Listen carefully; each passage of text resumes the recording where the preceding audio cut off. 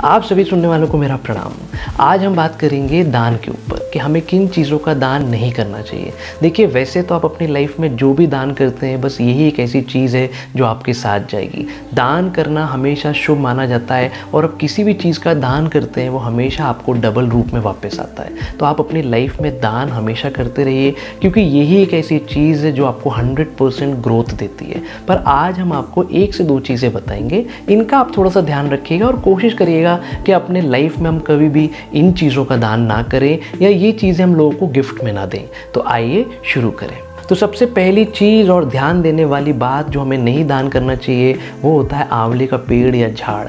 हमेशा ध्यान रखिए कि किसी भी रूप में आपको आंवले का पेड़ या झाड़ को कभी भी दान नहीं करना है। वैसे तो ये कोई चीज़ आपसे मांगता नहीं है, पर फिर भी इस बात का आप ध्यान रखिएगा कि कभी भी हम आंवले के पेड़ को या झाड़ को हमें गिफ्ट में नहीं देना चाहिए। जिन लोग आंवले की पूजा करते हैं या आंवला नवमी में उद्यापन करते हैं, वो लोग भी आप देखिएगा हमेशा चांदी का पेड़ बना के उसका दान करते हैं। वो कभी भी आंवले का दान नहीं करते, क्योंकि आप अगर शिव पुराण में जाएंगे या विष्णु पुराण में जाएंगे, उसमें साफ तौर पे कथित है कि कभी भी हमें आंवले के पेड़ का दान नहीं करना चाहिए। तो आप हमेशा ध्यान रखिए कि गिफ्ट के रूप में या आपको नॉर्मल कभी भी आंवले का पेड़ या छोटा झाड़ कभी भी दान में नहीं देना है। दूसरी चीज़ जिसका हमें ध्यान देना चाहिए वो है गणेश जी की फ़ोटो। अब गणेश जी फ़ोटो के रूप में हो, एल्बम के रूप में, पोर्ट्रेट रूप में हो, पिक्चर के रूप में हो या किसी कैलेंडर के रूप में, हमेशा ध्यान रखिए कि आप गणेश जी का दान मत करिया करिए। कई बार लोग कैलेंडर, फ़ोटो फ्रेम्स या किसी भी चीज़ों को बढ़िया से गिफ्ट पैक करके गिफ्ट में लोगों को दे देते हैं, तो ऐसा आपको नहीं करना है।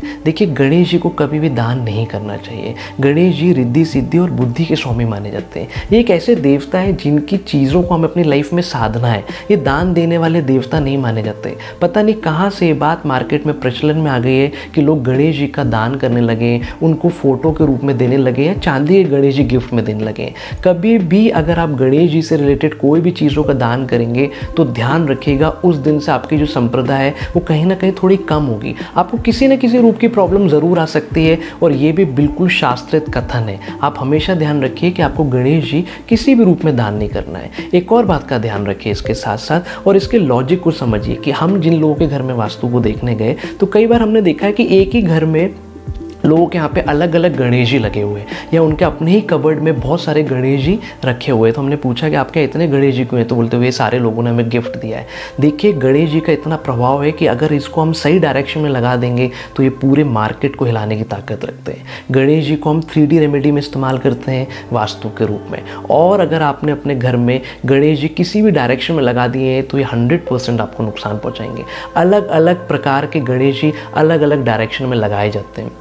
तो जितने लक्ष्मी जी का स्वरूप है, जैसे समझ लीजिए कि अगर हम 11 से 12 लक्ष्मी जी हम पूजा करते हैं तो उसी तरीके से 11 ही गणेश जी के अवतार हैं। उनके अलग अलग अवतारों के अलग अलग रूप होते हैं और ये रूप हमको अलग अलग दिशाओं में लगाने के होते हैं। आप किसी भी रूप के गणेश जी को उठा के किसी भी डायरेक्शन में लगा देंगे तो उनका नुकसान आपको अपनी लाइफ में भोगना पड़ेगा। आपको समझ में ही नहीं आएगा कि केवल दीवार में लगे हुए गणेश जी हमें इतना नुकसान पहुँचा रहे हैं।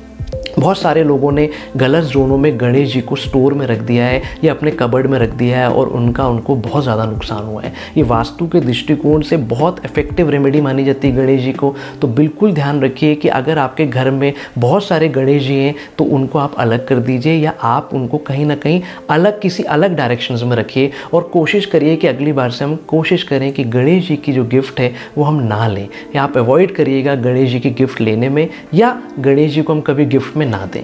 कई लोगों के यहाँ पे पुराने दिवाली के गणेश जी और लक्ष्मी जी रखे रहते हैं। इसमें भी आप ध्यान रखिए कि दीपावली के जो लक्ष्मी जी गणेश जी है, इसे भी हमें पानी में प्रभावित कर देना है। इनको पानी में प्रभावित करने से कभी भी आपके यहाँ पे लक्ष्मी नहीं जाएगी। देखिए, ये सिर्फ देव उठनी 11 तक रखे जाते हैं या 40-45 दिन से ज़्यादा हमें ये वाले गणेश जी लक्ष्मी जी जो दीपावली में पूजन करते हैं, इनको इससे ज़्यादा नहीं रखना है। किसी लोगों के घर में पिछले 10 सालों के लक्ष्मी जी और गणेश जी रखे हैं, ये बिल्कुल गलत है। ये जिस जोन में रखे रहेंगे उस जोन से रिलेटेड दोष उत्पन्न करने लगेंगे। तो बिल्कुल आप ध्यान रखो कि गणेश जी और लक्ष्मी जी की किसी प्रकार की कोई मिट्टी की मूर्ति अगर आपके घर में रखी है तो ये कहीं ना कहीं बड़े रूप में वास्तु दोष को निर्मित करती है, अगर हम इसका पूजन नहीं कर रहे हैं और अगर हमने इसको स्टोर में रख दिया है तो। तीसरी चीज़ जिस बात का आपको ध्यान रखना है वो है कि हमें कुबेर जी भी किसी रूप में दान में नहीं देने। वैसे तो देखिए कुबेर जी की फ़ोटो या स्टैचू मार्केट में इतनी जल्दी मिलती नहीं है, पर कुबेर जी से जुड़े हुए अगर कोई यंत्र है तो इसे भी हमें ज़्यादा दान या गिफ्ट में नहीं देना चाहिए। इसके साथ साथ आपने देखा होगा कि 3 प्रकार के लाफिंग बुद्धा आते हैं जिसे हम लुक, फुक और साउ बोलते हैं। ये चाइनीज़ का आइटम है और फेंग शुई में बहुत ज़्यादा इस्तेमाल होते हैं। ये भी बात आ गई है मार्केट में कि इन्हें हमें गिफ्ट में देना चाहिए। लोगों ने पूछा है या लोगों ने हमसे कई बार ये सवाल करें कि क्या भैया हमें ये लेना चाहिए, कि हमें ये तरीके के जो लाफिंग बुद्धा हैं क्या इनको हम अपने घर में लाएं। फिर लोग बोलते हैं कि नहीं, ये गिफ्ट देना बहुत अच्छा माना जाता है। ये सारी धारणाएं बिल्कुल गलत है। देखिए, आपको अगर अपने घर में लाफिंग बुद्धा रखना है तो उसकी पर्टिकुलर एक जगह होती है। लोगों ने आपको गिफ्ट दे दिया, आपको जहाँ समझ में आया आपने उसको लगा दिया, तो ये भी हम इसको 3D रेमेडी में इस्तेमाल करते हैं। देखिए, इसी तरीके से अगर आप अपने घर में इस लाफिंग बुद्धा या ये जो अपने लुक, फुक, साउ आते हैं, इनको अगर अपने घर या ऑफिस में रखने लगेंगे तो ये कहीं ना कहीं आपको ज़रूर नुकसान देंगे। आपको नॉलेज नहीं होता है इन चीज़ों को हमें कहाँ रखना है, और ये बहुत ज़्यादा पावरफुल रेमेडी मानी जाती है वास्तु के अंदर। चाइनीज़ जो थे उनने हमारे यहाँ की विद्या को लेकर गए, और ये जो लाफिंग बुद्धा इन लोगों ने बनाया हुआ है ये कुबेर जी हैं। कुबेर जी को आप देखिएगा तो मोटे हैं, 3 आँख वाले हैं, तो उनने उसको इस रूप से चेंज करके इन्हें लाफिंग बुद्धा ले आए। तो अगर हम लाफिंग बुद्धा को भी सही डायरेक्शन में रखते हैं तो ये कहीं ना कहीं धन को आकर्षित करते हैं। तो आप बिल्कुल ध्यान रखिए कि अगर आपके घर में बहुत सारे लाफिंग बुद्धा हैं या आपने अपने ऑफिस के टेबल में बहुत बढ़िया से लाफिंग बुद्धा लगा रखें, और अगर ये सही डायरेक्शन में नहीं होंगे तो कहीं ना कहीं आपको पैसों का नुकसान हो सकता है। तो ये कुछ 1 से 2 चीज़ें थी जिनको आपको बिल्कुल विशेष रूप से ध्यान देना है कि आप इनका दान ना करें। इस वीडियो को हमने इसलिए बनाया है क्योंकि हम जितने लोगों के घर में जाते हैं उनके यहाँ कम से कम 5 से 6 गणेश जी हमें देखने को मिलते हैं। उनके कबर्ड में, उनके स्टोर में, उनके घर में कहीं ना कहीं गणेश जी लगे रहेंगे। जब हम उनसे पूछते हैं तो वो हमें ये बताते हैं कि भैया हमें सारे ये जो है गिफ्ट मिले हैं। कुछ लोगों के यहाँ पे तो हमने 10-10 लाफिंग बुद्धा देखे हैं, उनने हर डायरेक्शन में छोटे बड़े लाफिंग बुद्धा लगा दिए हैं और उनकी स्थिति बहुत ज़्यादा ख़राब हो गई है। देखिए, ये सारे जो वास्तु के इंस्ट्रूमेंट है या रेमेडी है ये बहुत पावरफुल रेमेडी मानी जाती है।